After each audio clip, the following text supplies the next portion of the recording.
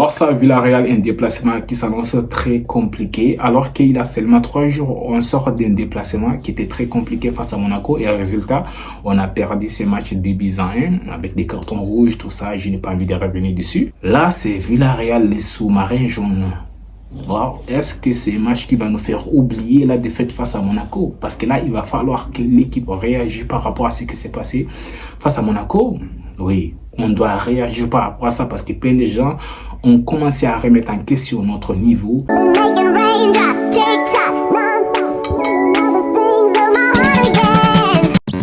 Salut à tous, j'espère que vous allez bien. Vous êtes sur la chaîne Soccer Time avec Adams.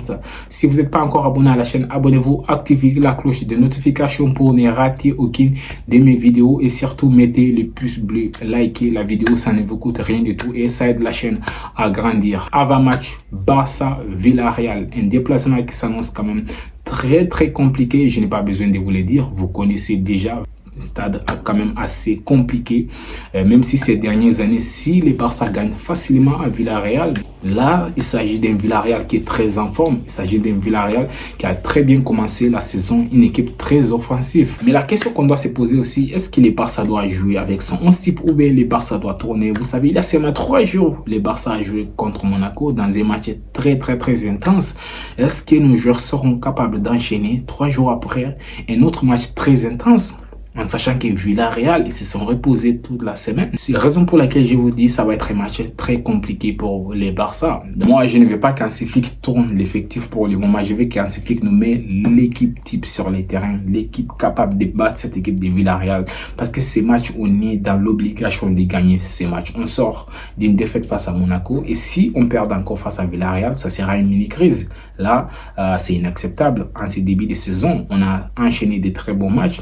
Donc là, il faut continuer à enchaîner en Liga, même si ça s'est passé très mal en Ligue des Champions, mais en Liga, il faut enchaîner. Et gagner le match face à Villarreal, ça va confirmer quelque part que ce qui est arrivé face à Monaco, c'était juste un accident, c'est arrivé, on a eu un carton rouge, on a perdu, c'est tout.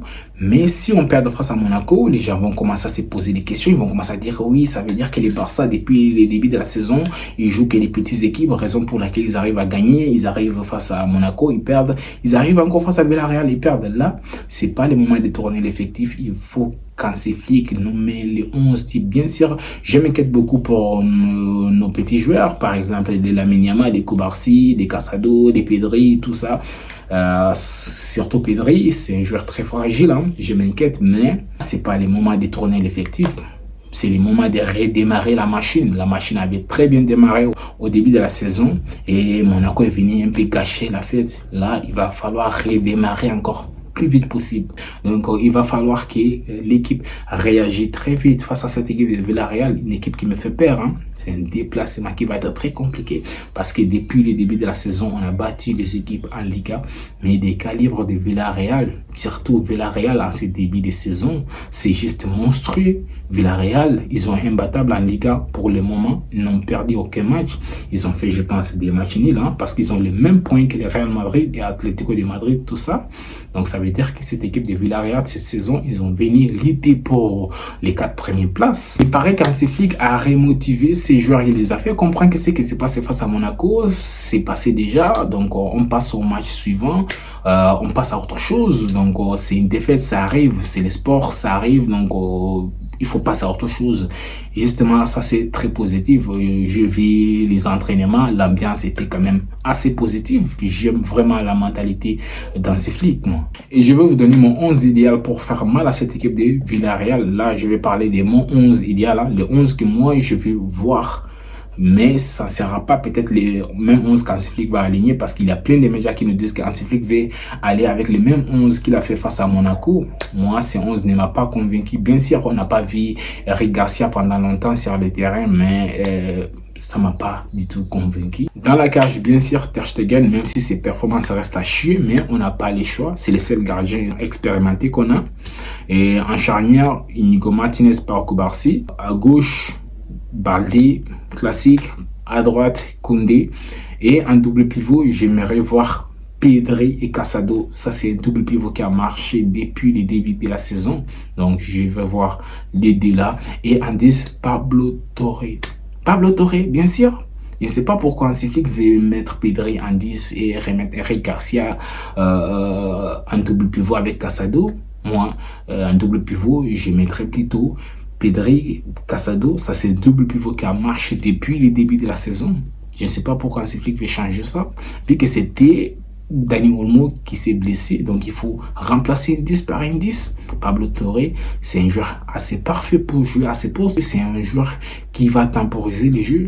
Vous savez, face à Monaco, c'était ça les problèmes aussi, parce que les Barça étaient très vertical dans son jeu. Donc, à un moment donné, il va falloir poser les ballons. Donc, les joueurs comme Pablo Torre, ce sont les joueurs qui vont te permettre de garder les ballons plus longtemps. Et sur les côtés, Lamine Yamal et Rafinha et en pointe Robert Lewandowski. Monsieur Robert Lewandowski, il va falloir que tu te gères déjà. Je voulais parler de toi lors de mon débrief à froid, mais je t'ai oublié complètement. Tes performances étaient à chier.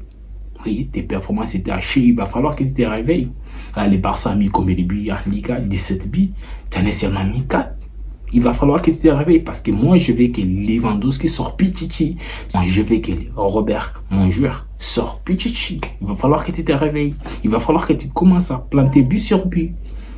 Donc, réveille-toi déjà, Robert Lewandowski. Je pense qu'avec ces classements-là, on peut faire quand même mal à cette équipe de Villarreal, même si ça paraît un peu difficile, mais moi, j'ai confiance. Le seul changement, ça sera Pablo Torre, bien sûr. Et moi, j'ai confiance à Pablo Torre. Hein.